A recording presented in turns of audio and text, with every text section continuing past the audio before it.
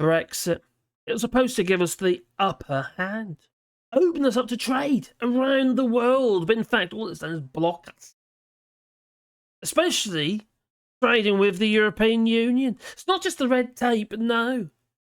The fact that we've been blocked by the European Union. Yes, Britain's defence industry has been blocked from profiting from the EU's vast increase in spending in arms for Ukraine, according to a leaked document. And it's a massive order of ammunition ranging from small arms to 155mm artillery shells. Well, been prepared in Brussels. But only the EU and Norwegian manufacturers will be able to take advantage of this new plan, this increase in spending. France, Germany and Italy, the home of Europe's biggest arms manufacturers, are likely to be the biggest beneficiaries to the detriment of the United Kingdom. Surprise, surprise. Welcome to the Brexit, sir. But you know what you wanted? I just wanted my Brexit. That's what they said. Oh dear. Are you feeling a little bit silly now? Well. Oh dear. Essentially, this is a zero-sum game. And the proposal will bolster the European defence industry at the cost of those outside the Union. Hence, Britain. A diplomatic source has said in Brussels. Well, that's just how it is, isn't it? That's what happens when you put that cross in the wrong box. No longer part of the club. No, on the fence that you are. To send over older Richie Sunak occasionally for a bit of a bromance, a bit of a Brokeback Mountain moment. I have to admit, I did quite like that film. I didn't think I was going to, but it's actually a really good film. Anyway, the EU is close to agreeing on its landmark move to jointly procure ammunition to help Ukraine in its war with Russia and replenish members' stockpiles. This is where the problem lies, because we've been currently obviously handing a lot of stuff over to, well, Ukraine, fight against the Russians. It's depleted our stocks. When obviously the United Kingdom's got the same problem. We can't even fill our ships with what it needs. No, we just don't have enough. Such as HMS Queen Elizabeth, one of the new aircraft carriers. Only half full of stuff that it needs. Crazy. It'll always be fully stocked.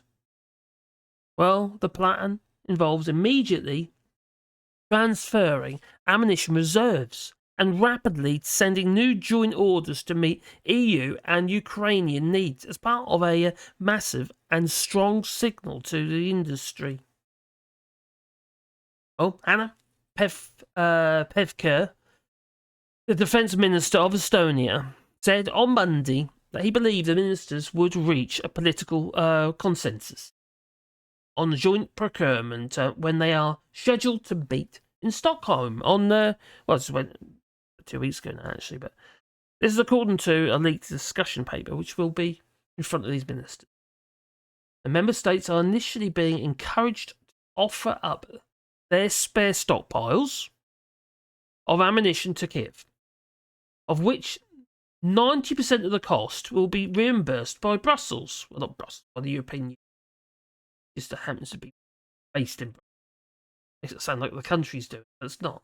Anyway, there will also be a 7-year plan to start this spring, under which the European industry will be encouraged to scale up manufacturing, which will also mean more factories as well, to meet both Ukraine's demands and those of member states.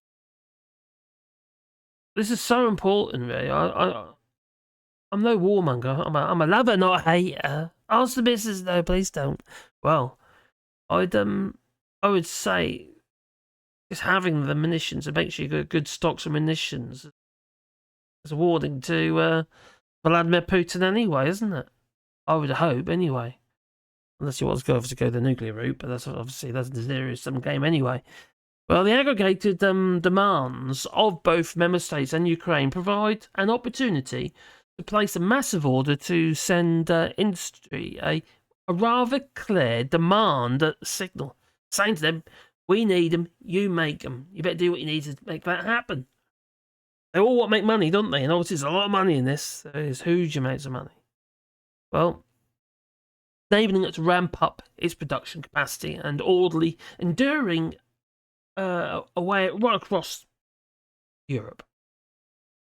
According to that document, 25 member states and Norway have confirmed they have that they're of their interest in participating. The paper calls for a fast-track negotiation with suppliers in the EU and Norway over the size and cost of these orders, with contracts to be concluded between the end of April and the end of May. European Union policy discussion document known as the non-paper notes that there will be, there may be issues with capacity. That's obviously why they want to ramp up production, and we need more factories. Well, obviously, if you can see a market for these, for the ammunition and what have you, well then you're going to build more factories or set more stuff up, aren't you? It's going to happen. The need is there. But for the United Kingdom, that loss of that European market for its ammunition exports, that is a major blow to UK firms. Well, the British arms industry has an annual turnover around 25 billion, and it directly employs about 133,000, with a similar number of indirect employees, people who make things happen, the delivery drivers, etc. Well, the Shadow Defence Secretary, John Healey, Labour, he accused the government, he did. Quite funny to see, actually, of damaging British industry by failing to nurture a positive post-Brexit relationship with the EU. There is nothing positive about Brexit. You can try and spin that whatever way you like. There's nothing positive about Brexit. Often exposes the Tory charlatans for what they are. So once again, the UK defence firms find themselves at the back of the queue. Under the Conservatives, the ministers must negotiate a better deal for UK firms. Not going to happen. No. You're on the outside. The United Kingdom's not in the club anymore. Not rocket science, is it?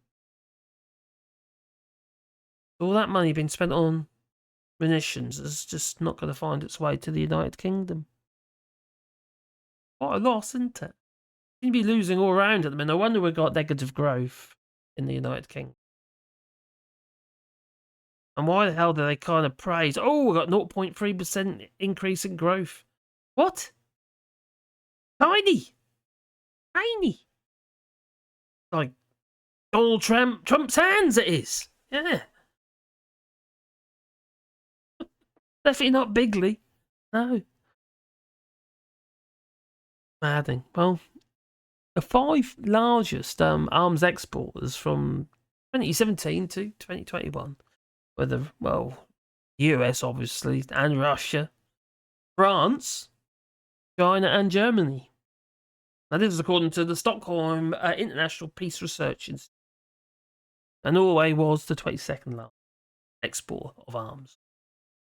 The UK has committed 2.3 billion in military assistance to Ukraine, which is pretty substantial for depleting gross domestic product. Well, so far it has pledged to match that assistance in 2023. Well, and the EU has provided a non-lethal and lethal arms through its European Peace Facility, EPC, committing 3.6 billion and 3 billion pounds so far. The total sum the EU can spend through the EPC up to 2027 has actually been raised to 5.5 billion. And that could be raised. So the joint procurement to follow will be made through the European Defence Agency, the EDA, which was set up back in 2004 to help the member states coordinate their military. The EDA can only procure from companies based in the European Union. Hence, the United Kingdom is doors are shut in their face, and also Norway. Not in Norway can they can supply armaments, but not the UK. So yeah, the bloc. So basically, anyone who's whom the bloc has had an administrative agreement since 2006. A deal that was being expanded to cover the defence procurement. UK. No. Hasn't been agreed. Oh. But dotting I's and crossing T's. So what do you reckon? Do you think the United Kingdom's pretty much shot itself in the foot with Brexit? Because I do. Brexit, well... Brexit is broken, but it's always broken. Written in its DNA, it is. As broken. And there's no mending it. There's no make Brexit work, no. Or you can just soften the damage. That's all you can do. It's called mitigate. The more I look into it, the more I read about it, the more I find out about it and learn. It's more severe it looks. Just like a ricochet bullet. Talking about armaments and it's just bouncing around, just getting its next target again and again and again. Boing, boing, boing, boing. We're gonna tumble one by one as an industry, our industry. Madness. What a stupid thing. To put that cross in that wrong box. Quite depressing. It really is quite depressing. How can anyone be that stupid? The writing was on the wall. There's no good saying, oh, well, they were saying, oh, we know what we voted for. You voted for this? Sadomasochistic. Say? That is the case. But no, you didn't. You didn't have a clue. Harvey Brexiters can't even string a sentence together. Let's not go into the there's, and the hairs, and no.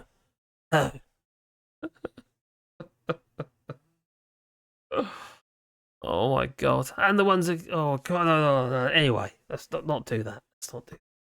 So anyway, the word of today. Okay, ring the moment in a moment, but before I do, please click the old like button, boot the old like button, and maybe that bell icon, because then you get one fuzzy feeling in your pocket every time I upload another video. And I'm sure you'll be excited about that. Leave that in the comments down below. But the word of the day is when I think of this flipping government. Dum-dums. That's what they are. I think I've done that one before, actually. Might have done, actually. Yeah. Okay, let's do a different one. A damn squib. They're damn squibs. All dum-dums. Either, whatever it is the secret word of the day, leave it in the comments down below. Yeah.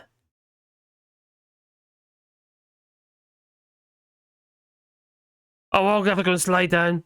That's